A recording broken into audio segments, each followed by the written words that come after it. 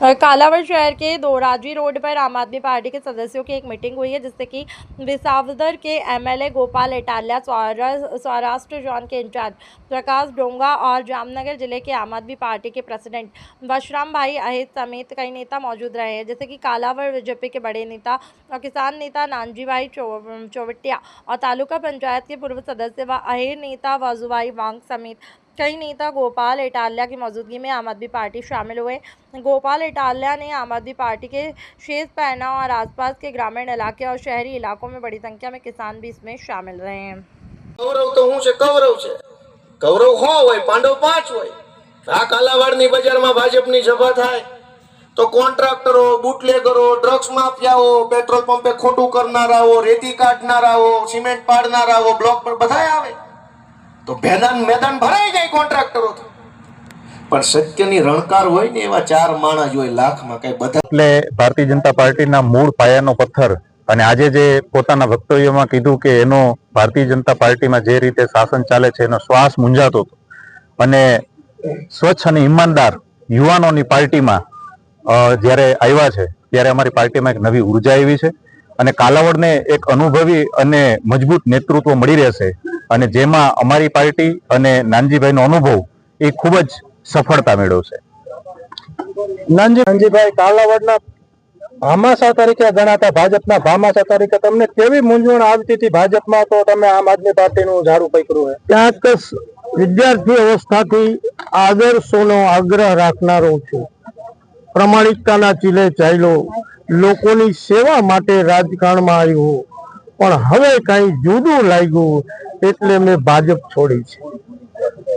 આમ આદમી પાર્ટીના ઈશુદાનભાઈ અને ગોપાલભાઈ જેવા યુવા અવસ્થાના ધોળાધાર નેતાઓના પગલે ચાલવાની મને આ ઉંમરે ગમશે। ગાંધીજી અને સરદાર પટેલના આદર્શો ક્યાંક અત્યારે ભૂલાઈ ગયા છે। એ જમાનો વીતી ગયો, હવે એક નવા યુગનો આરંભ થાય છે, એમાં આમ આદમી પાર્ટીને જ સમર્થન મળશે એવી મને સંપૂર્ણ શ્રદ્ધા અને વિશ્વાસ છે, એટલે આમ આદમી પાર્ટીમાં જોડાયો। નાનજીભાઈ, અહીંયા કાલાવડની જનતાનું એવું કહેવું છે કે ભાજપના આંતરિક વિશ્વાસ જે છે એના પગલે આપ આમ આદમીમાં જોડાઈ રહ્યા। આંતરિક વિખવાદો તો દરેક પાર્ટીમાં હોય, કોંગ્રેસનું પતન એમાં જ થયું। જે ગાંધીજી અને સરદાર પટેલની કોંગ્રેસનું પતન આંતરિક વિખવાદ અને વિલાસી જીવનના કારણે થયું।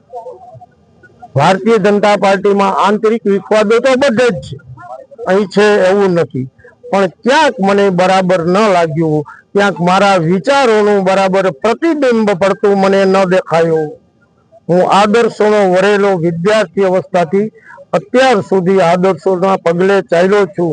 હું કેશુભાઈ પટેલનું ઉમદાપણું એની સાથે રહીને મેં જોયું છે, એવા હવે બીજા મને ગોપાલભાઈ ઇટાલિયા દેખાય છે, ત્યારે મને એવું લાગે છે કે ક્યાંક મને બરાબર સાથી મિત્ર મળ્યા। નાનજીભાઈ ચોવટિયા કઈ સીટ ઉપરથી ચૂંટણી લડશે? ચૂંટણી તો પછી પાર્ટી જે કહેશે, ઈરાદો નહીં, પાર્ટીના આદેશને મેં ભાજપમાં પણ માન્યો તો આમ આદમી પાર્ટીની નેતાગીરી નિર્ણય કરશે એને હું શિરોમાન્ય ગણીશ। બધાના માઇક પર તમે પૂછો એનો જવાબ આપીશું। બધાના માઇક સેટ કરી દો। શું કહેશો ગોપાલભાઈ?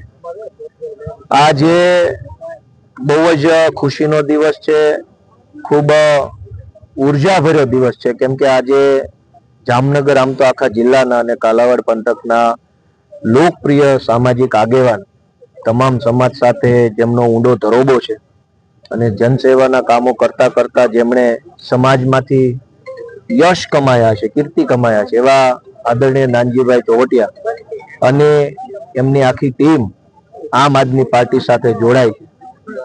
પીઠ અનુભવી અને સમાજમાં જેનું ખરેખર માન મોભો હોય એવા આગેવાન આમ આદમી પાર્ટી સાથે જોડાય એ અમારા માટે બહુ ગર્વની બાબત છે।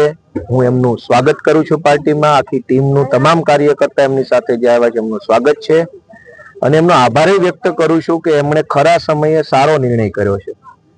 રાજનીતિની જે પ્રમાણે દશા થઈ છે અત્યારે કે ચારો તરફ ગુંડાઓ, બદમાશો, તોડબાજો, કટકી કરનારાઓ, ભ્રષ્ટાચારીઓ, સમાજની અંદર ડર ફેલાવનારા લોકો રાજનીતિના ઊંચા હોદ્દા પર પહોંચી ગયા છે. ગ્રામ પંચાયતથી લઈ અને વિધાનસભાઓ સુધી સમાજને નડતરરૂપ થતા હોય એવા માણસોનો દબદબો વધ્યો છે. ત્યારે સારા માણસો બધા જ એક જગ્યાએ ભેગા થાય, એક રાજકીય પ્લેટફોર્મ પર આવે એ સમયની માંગ છે. જે રીતે ગુજરાતની અંદર વારંવાર સરકારે એવા પરિપત્ર કરવા પડે છે કલેક્ટરોને, મામલતદારોને, એસપી, પીએસઆઈઓને કે ધારાસભ્યોનું માન સન્માન જાળવજો. દર 6 મહિને મુખ્યમંત્રી આવો પરિપત્ર બહાર પાડે છે. એનો અર્થ એ થયો કે ગુજરાતમાં ભાજપના રાજમાં ધારાસભ્યોનું પણ મામલતદાર પાસે કાંઈ ઉપજતું નથી. હું વિપક્ષનો ધારાસભ્ય છું એટલે કદાચ મારું ન ઉપજે તો એમાં બહુ કંઈ દુઃખ લગાડવા જેવું નથી, પણ ભાજપના ધારાસભ્યોનું જો મામલતદારો પાસે ન ઉપજતું હોય તો એ ખરેખર બહુ ચિંતાનો વિષય છે. આજે ખેડૂતોની પરિસ્થિતિ ખૂબ કપરી બની. આ વર્ષમાં 2 વાર માવઠા આવ્યા. હજુ તો મોકાણ પૂરી નથી થઈ નવેમ્બર ડિસેમ્બર વાળા માવઠાની. ત્યાં પાછું આ માર્ચ મહિનામાં માવઠું આવ્યું. એટલે કુદરત પણ અત્યારે ખેડૂતોને ખૂબ નુકસાન પહોંચે એવા પ્રકારે કામ કરી રહી. ત્યારે આપણે આશા રાખીએ કે આ ચૂંટણીની અંદર ખેડૂતોની સરકાર બને. તાલુકાઓ, જિલ્લાઓ, નગરપાલિકાઓ, મહાનગરપાલિકામાં ખેડૂત સમર્થક સરકાર બને અને એ સરકાર ખેડૂતો માટે આગળ વધે એવી આશા રાખીએ છીએ. ફરી એક વખત કાલાવાડની જનતાને વિશેષ આભાર, કેમ કે કેશુબાપા પટેલ અહીંથી ધારાસભ્ય હતા અને પછી વિસાવદરથી પણ હતા. કેશુબાપા જેવા કદાવર ખેડૂત આગેવાનના પગલા ઉપર ચાલવાની મને જે તક મળી છે વિસાવદરનું નેતૃત્વ કરીને, એ બદલ હું આ વિસ્તારની જનતાનો અને વિસાવદરની જનતાનો આભાર વ્યક્ત કરું છું. ગોપાલભાઈ, નાનજીભાઈ ના આવવાથી આમ આદમી પાર્ટીને કેટલો ફાયદો થશે? આબરૂદાર માણાની હારે હાલો તો તમારી આબરૂ વધે. એ આપણા સમાજમાં, એટલે આમ આદમી પાર્ટી સામાન્ય પરિવારમાંથી આવતા સીધા સાદા યુવાનોની પાર્ટી છે. એમાં હવે અનુભવી અને આબરૂદાર નાનજીભાઈ જેવાની અમને ઓછ મળી છે, છાંયો મળ્યો છે. અમે રેઢા મથ્યા કરતા હતા જુવાની આવો, હવે આ છાંયો થઈ ગયો છે, મોટો છાંયો આવ્યો છે માથે. વળી અનુભવી છે, વળી આબરૂદાર છે, વળી સમાજની અંદર જેમની માન પ્રતિષ્ઠા છે, એમના આવવાથી મને પૂરો વિશ્વાસ છે કે સમાજનો, જનતાનો, લોકોનો આમ આદમી પાર્ટી પર વિશ્વાસ વધશે. કેમ કે આ એક ગેરેન્ટર જેવું કામ હોય. સમાજના આગેવાનો છે એ ગેરેન્ટર જેવા હોય. કોક તમારી હવે નાનજીભાઈ ઉભા રહીને એમ કહેશે કે આમ આદમી પાર્ટીની કે ગોપાલભાઈ જવાબદારી મારી, તો 500 જણા મત આપે. હું એકલો કહું તો 200 જણા આપતા હોય. સારો માણસ તમારી આંગળી ચીંધે તમારા તરફ, સારો માણસ તમારી ભલામણ કરે તો પણ સમાજમાં એનો ફાયદો થતો હોય. તો નાનજીભાઈ તો હવે છેડે છોક આમ આદમી પાર્ટીમાં જોડાણ. એટલે મને એવું લાગે છે કે કાલાવડમાં હવે વિસાવદર વાળી થાય. કેટલી સીટ જીતવાની અપેક્ષા છે તાલુકા પંચાયત અને જિલ્લા પંચાયત? સીટનો આંકડો તો બુકી હોય જ કહીએ કે અમે તો એટલું કહીએ કે જનતા અમને આશીર્વાદ આપે. અમે નવા જુવાનિયાઓ છીએ, સંઘર્ષ કરીએ છીએ, પ્રામાણિકતાથી અમારું કામ કરીએ છીએ.